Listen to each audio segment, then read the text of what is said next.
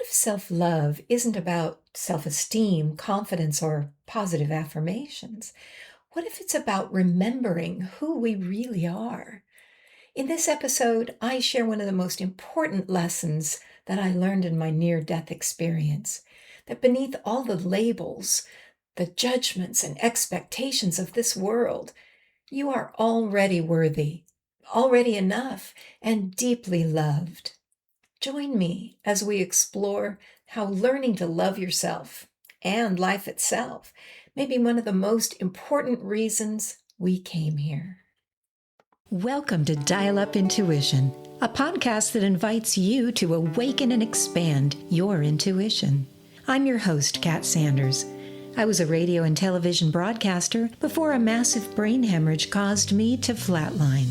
That life-changing event led to a beautiful near-death experience, and when I came back, I returned with some profound truths and the ability to connect with the other side. In this podcast, we'll explore these truths and learn how to strengthen your intuition and intuitive gifts. You'll hear conversations with remarkable intuitives who'll share how their gifts came alive, evolved, and became part of their daily lives. So whether you're just beginning your intuitive journey or you're ready to go deeper, this is your space to be inspired, guided, and reminded that your intuitive gift was always within you. So let's begin and dial up our intuition together. Today I'd like to talk with you about self-love. Now, before you roll your eyes and think this is going to be one of those episodes where I tell you to stare into a mirror and repeat affirmations for 20 minutes, stay with me, because that's not what I really mean. What I want to talk to you about today is something much bigger. I want to talk about remembering who you really are. You see, when I was on the other side during my near-death experience, I learned something profound. We are not these bodies. We are not our bank accounts. We are not our accomplishments. And we're certainly not our failures. We are beautiful souls made of energy, carrying a spark of source within us. And when I say source, you can call it whatever feels right to you. God, creator, divine consciousness, universal love. It's all pointing to the same thing. We come from love. And when we go, we return to that love. But while we're here, our job is to experience life through love. Now, that may sound overly simple, but I honestly believe that's the assignment. It's not to become famous, not to make a lot of money, not to accumulate the biggest house, not to have the perfect body, and not to impress everyone around us. Those things may happen, and there's nothing wrong with that. But that's not why we're here. We're here to experience. We're here to learn and grow our souls. And most importantly, we're here to love.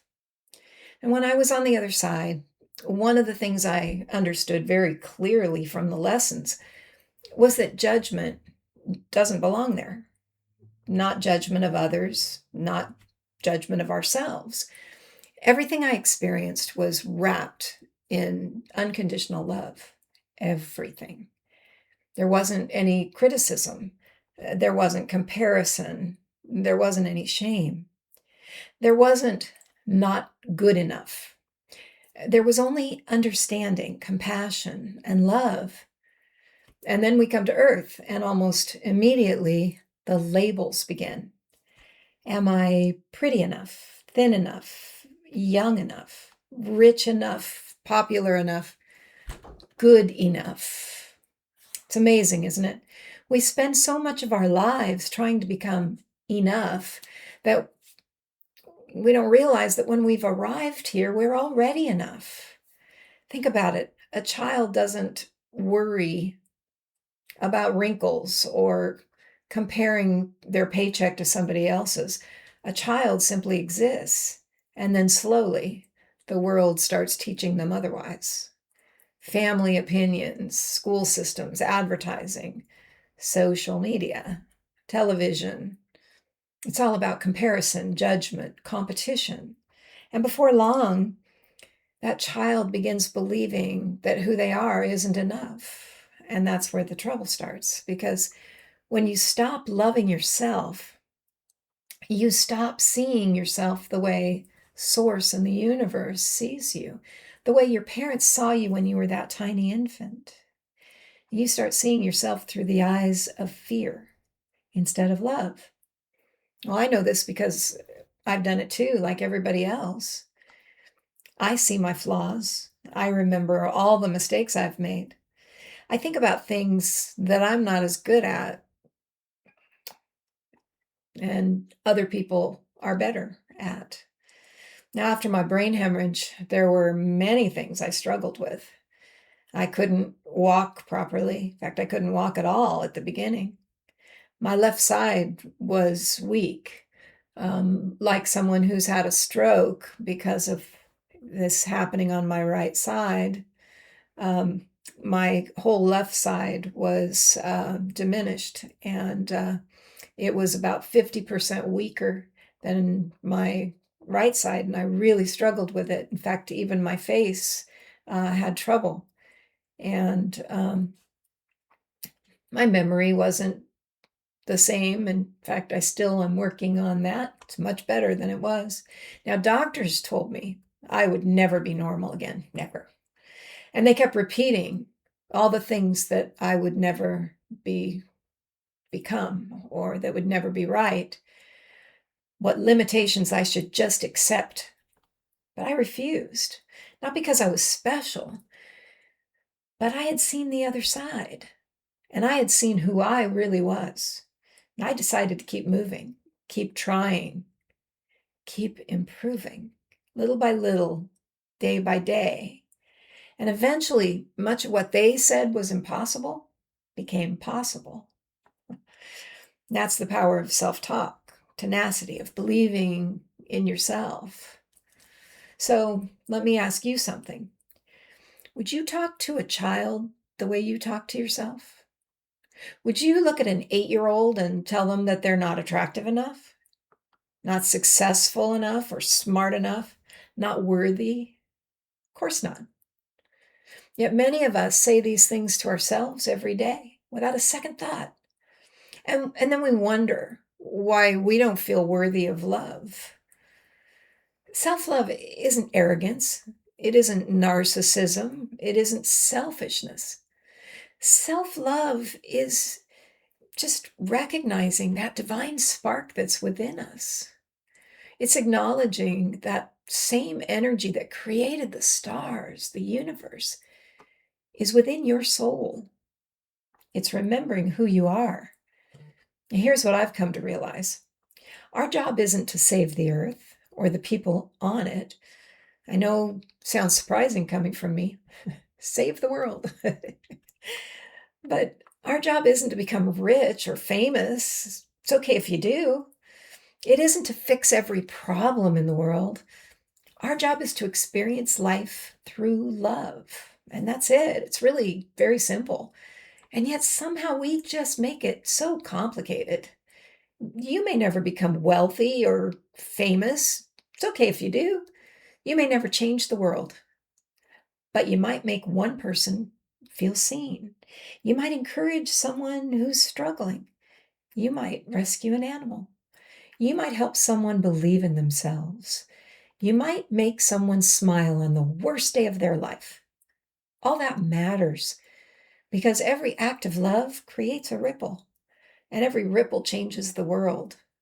Not because you set out to change the world, save the planet, but because you chose love, and love always matters. Funny thing is that many people think love is something we give to people, something we receive from somebody. But it's so much bigger than that. It's really hard to explain. When you've been to the other side, you realize that love is so much more than the way that we think about it here in the world.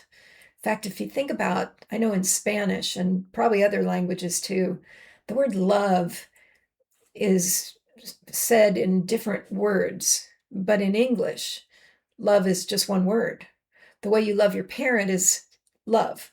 The way you love your spouse or your dog, or, just the way we say, oh, I love you, it's one word, but it means so many different kinds of love.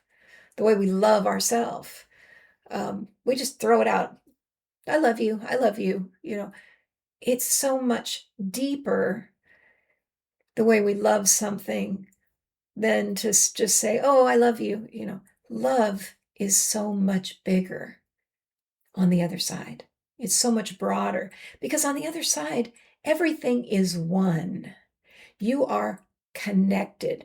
The word love should really mean connection, because when you're on that other side, you are one, connected to people that have passed, source, animals, trees. It's that energy within us that is connected to people on this side, people on the other side of the veil, to absolutely everything.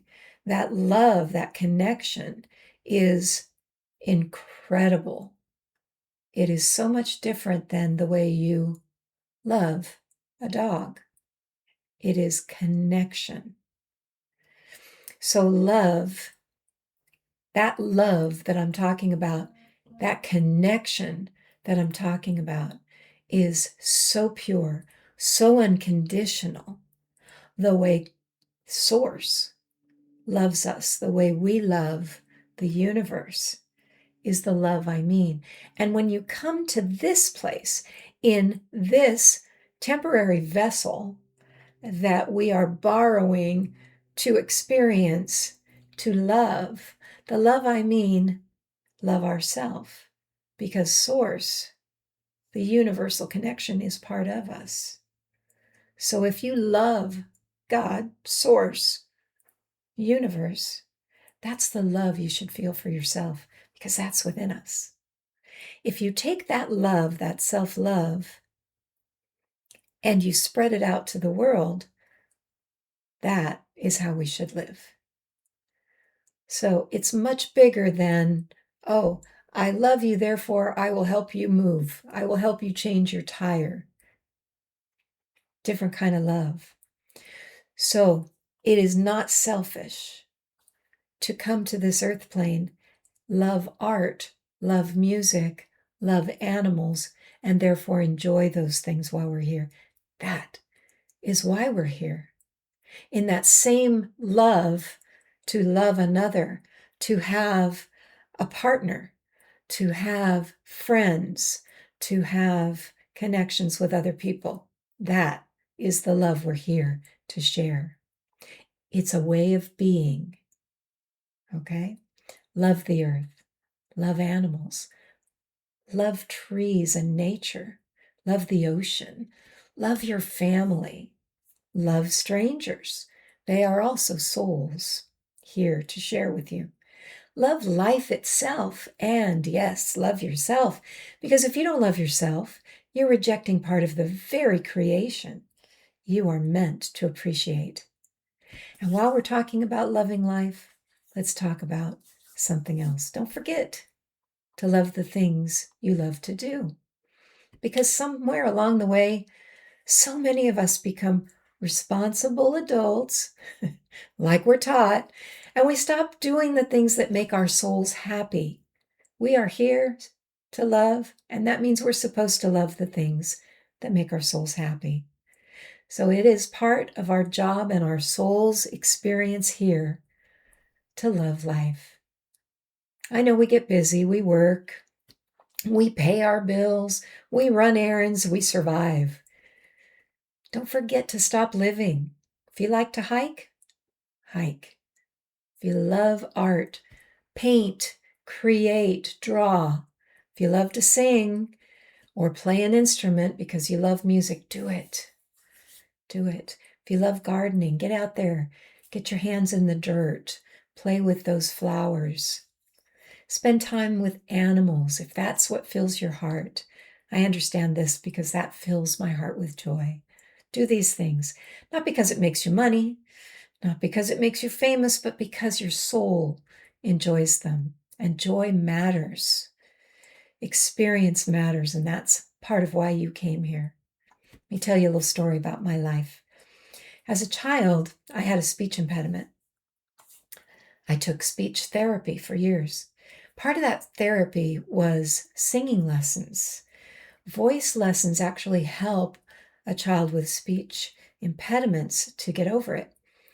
I was good at singing, and so I continued the singing lessons. I took years of opera and classical lessons, and I became actually very good at singing.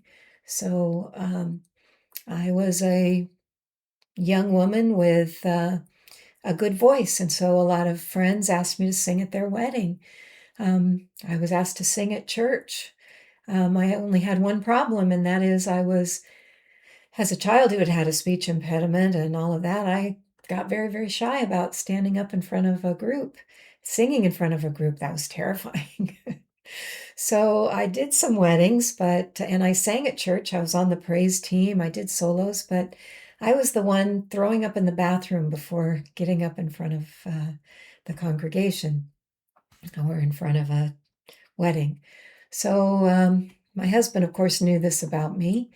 And so after my brain hemorrhage, after I'd healed a little bit, my husband came to me. He said, "So now that you're getting a little better, and you've been through that experience, what would you like to do?" I came out very quickly and said, "I want to sing." After he picked his job off the ground, he really was surprised with that one. He realized that I was only half kidding. And so he said, "Okay, I want to help you do that. How can we do that?" So we sang a little karaoke, and which I had never done before. And then he said, "Well, here's your guitar," and I tried it, and having my left side being so weak, and I was still working on that, it was really hard for me to do the chords with my left hand. He played guitar. In fact, he played better than I did. I didn't even realize for so many years that he was so good. So we actually started practicing, started playing. He helped us get a couple of gigs at some small little venues. We ended up playing at some of the local wineries. We picked up a couple of other people, a couple of band members. We got better, the venues got bigger, and we eventually formed a tribute band. Those of you who are old enough may remember a singer named Linda Ronstadt. I loved her music. So we formed a tribute band doing Linda Ronstadt with a few Eagles songs mixed in, since they were her backup band before they became famous themselves. Anyway, we got really very good, and we ended up playing at amphitheaters, wineries, and eventually some of the big casinos in Southern California. And we really were doing very well until COVID hit, canceled all of our gigs coming up. And after COVID went away, the band had kind of disbanded, and we could have put it back together, but I felt like I had kind of been there, done that, checked it off my bucket list, and I was kind of done with that. I really wanted to move on, do my podcast and other things, so I really didn't put it back together, but we had a fabulous time, and I had no fear. I guess after you die and come back, what's there to be afraid of, right? So I was really pretty proud of myself, being able to get up and sing in front of hundreds and even more than 1,000 people at these gigs, and loved it. So yeah, after you die, you learn nothing to be afraid of. So I really encourage you to don't be afraid. Don't have things later in life that you look back on and wish that you'd done. Do them. Why not? What the heck, right? Do them. And I love putting things on my bucket list and then checking them off. I wanted to do zip lining. I have done it. I loved it. In fact, I think I'm going to add it back on my bucket list and do it again because that was a blast. So find those things you want to do. I love going to parks and things, and I do it all the time. I find new parks, new museums, new things that just intrigue me, and I add them, new places to go. Put a bucket list together. It doesn't matter if you're young or you're old or you're in between. Do them. Just start that bucket list and just start checking things off because it is living life. Don't wait. Don't wait. Don't say, oh, I'll do that when I'm retired. The journey is your life, not the end. Don't think that there's something at the end that you're supposed to accomplish and you're waiting for that. This is your journey. So do it. Do the things you love. Draw, sing, do crafts, go ziplining, whatever it is. Find a way to do the things you love.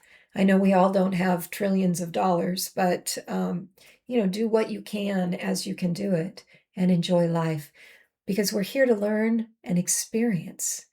And if you have a desire and a talent or a skill or, you love to do things, even if you don't have the talent for it, do it.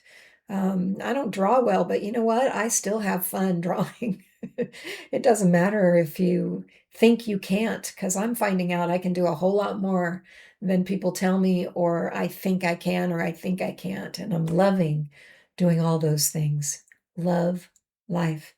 And all those things you have to do, because we are responsible adults, love those things too. Love whatever it is you're doing. Find joy in those little things because that's part of your journey too. I enjoy cleaning my house, not because I'm a clean freak, because I'm not. But you got to clean your house. I hope you do. So when I'm vacuuming or mopping the floor or whatever it is, I play music, I sing, and I rock out like I'm on stage. It's hilarious. If anybody ever filmed me, it would be a great TikTok video because it would be hilarious watching me dance around the floor like a maniac.